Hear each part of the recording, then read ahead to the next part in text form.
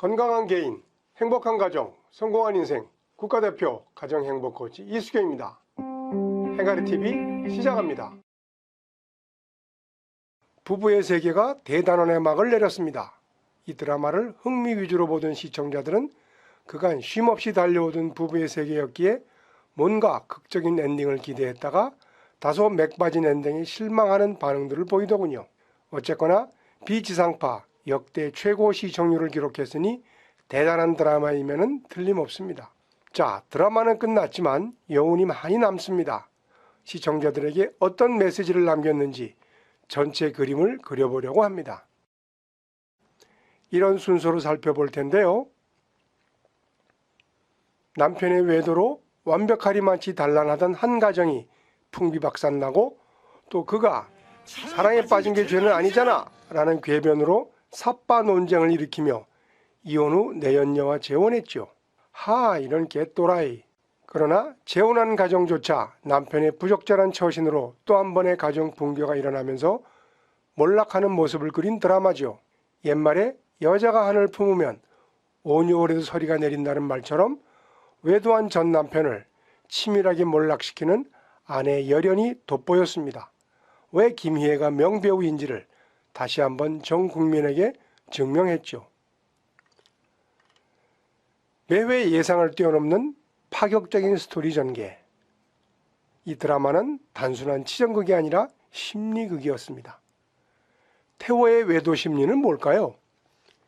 유능한 아내 덕에 살지만 완벽주의 아내의 구속이 싫어서 아내의 아바타 같은 내연녀와 외도 끝에 재혼하지만 또 방황하는 모습을 보였고, 지선우의 복수 심리는 완벽한 캐릭터지만 어릴 적 외도한 아빠와 동반 자살한 엄마로 인한 트라우마에서 못 벗어나며 치밀한 복수를 노리죠. 세 주인공의 미친 연기력이 한몫했죠.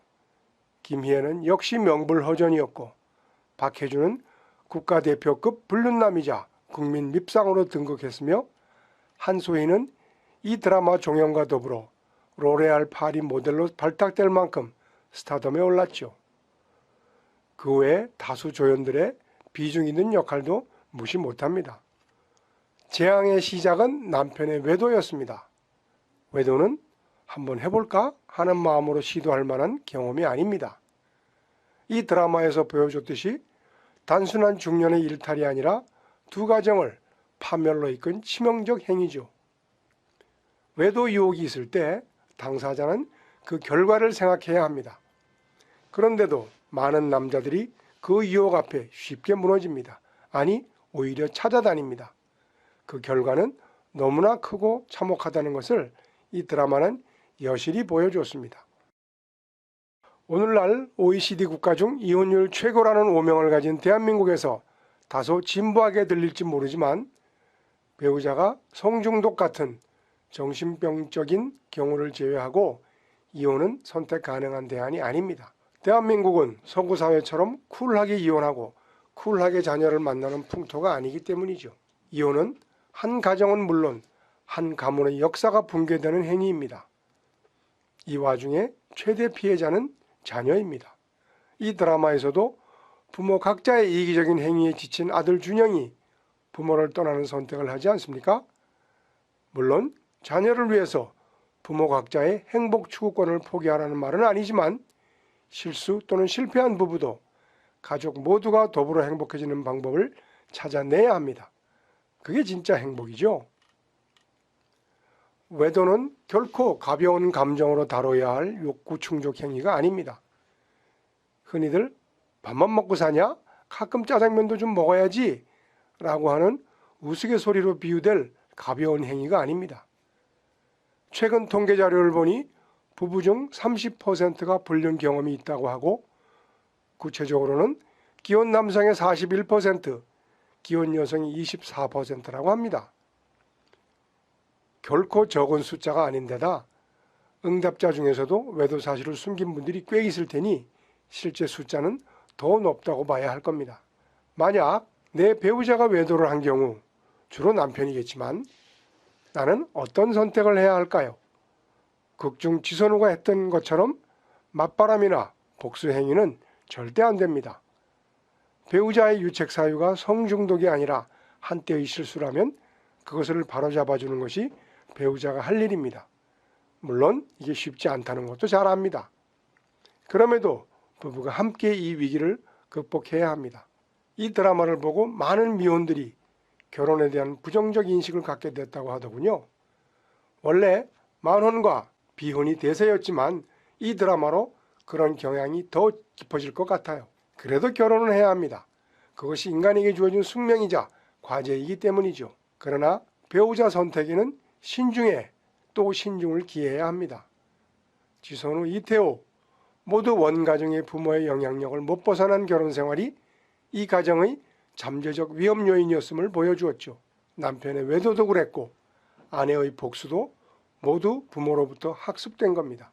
내 가정을 이룬 이상 부모의 영향력에서 벗어나야 합니다. 이 드라마에서 시청자들에게 끊임없이 이 질문을 던집니다. 결혼은 본능이나 섹스 이상의 겁니다. 결혼식이라고 하는 것은 배우자 이외의 모든 이성과 성적 거리를 두겠다는 선언입니다.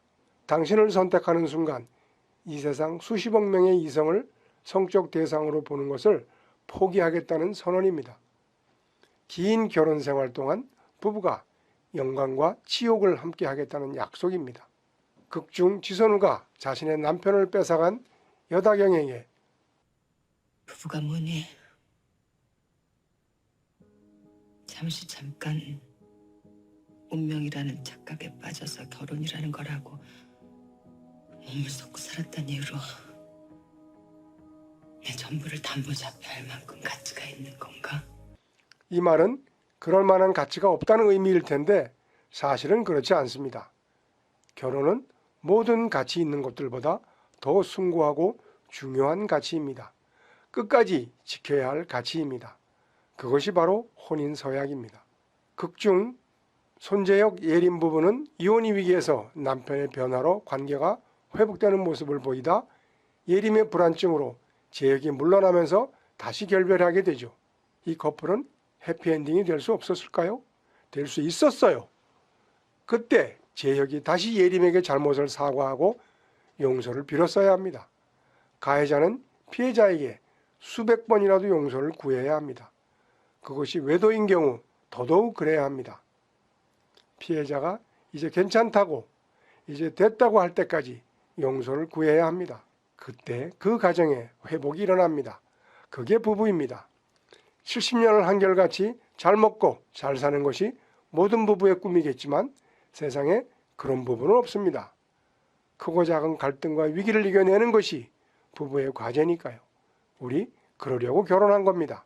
초반부터 중후반까지 시청자들에게 시원한 카타르시스를 선사한 드라마였지만 마지막에는 시청자들에게 큰 과제를 남겼습니다.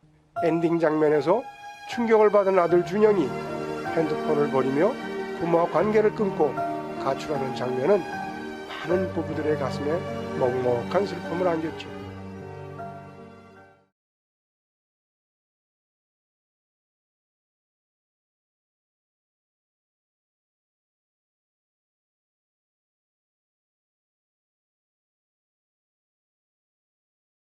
지금까지 국가대표 가정행복코치 이수경이 진행하는 행간의 TV였습니다. 여러분이 살아가시면서 궁금하거나 고민 있으시면 뭐든지 물어보세요. 사이다 같은 시원한 방송이 되겠습니다. 감사합니다.